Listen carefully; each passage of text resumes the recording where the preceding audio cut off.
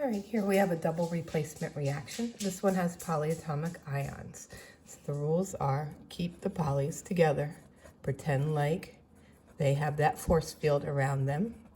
Okay, so if you wanted to, you could add a force field around SO4 to remind you that you're going to count it as a 1 sulfate ion as opposed to 1 sulfur and 4 oxygens. The other rule is the rule for water. If you are dealing with polyatomic ions and have hydroxide, split water up into hydrogen and oxygen. It's still 2 H's and 1 O. So you're not changing the composition of water. You're not changing the ratio of water. It is still the same molecule it was before. But now you just have a better way to keep the polys together. If you don't split this into HOH, your balancing takes a lot longer to do. And you can't keep the polys together if you don't rewrite water as HOH. So now we have H, and remember I don't write H2 because it's not the ratio that concerns me. It's only the SO4 that I would write the whole thing SO4 because of that force field. Lead, hydroxide again stays together, and I check over here just for conservation of mass. I have lead, I have sulfate, I have H and OH. So all the elements on the left have to be on the right in the same numbers.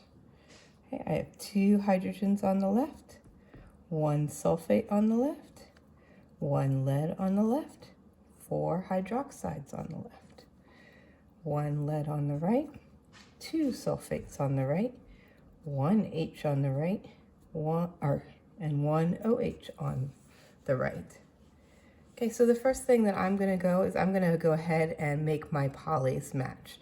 So I had 2 sulfates on the right, so I'm going to put a 2 in front of here because remember it distributes. And there's a 1 implied. There's only 1 sulfate there. There's not 4 because remember that 4 is attached to the oxygen in the poly force field. Okay, so now I have 2 sulfates on the left. 2 times 1 is 2.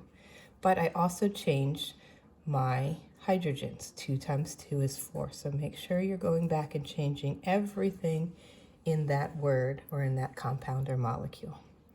So now I have my sulfates are matching, my leads are matching, but my H's and my OH's aren't. And look, they're in the same ratio. Okay, I have 4 H's and 4 OH's. That's why it was important to separate this out this way, because now I can see if I just put a 4 here, I'm going to have 4 H's and 4 OH's. And now I'm going to double check. 4 hydrogens, 2 sulfates, 1 lead, 4 hydroxides, 1 lead, 2 sulfates, 4 hydrogens, 4 hydroxides. And if you wanted at this point, you could check going HSOPB, and you could have a further check that way if you wanted to, where you went really just to the elemental states. It's up to you, but whatever you do, make sure you check every single one, every single time, because all this work will be for 0 points if you didn't get your balance at the end. And finally, add in your 1s here. They are implied. If you don't have them, it's not the end of the world, but it just makes the whole sentence look cleaner when you get done. So this was a double replacement with polyatomic balances.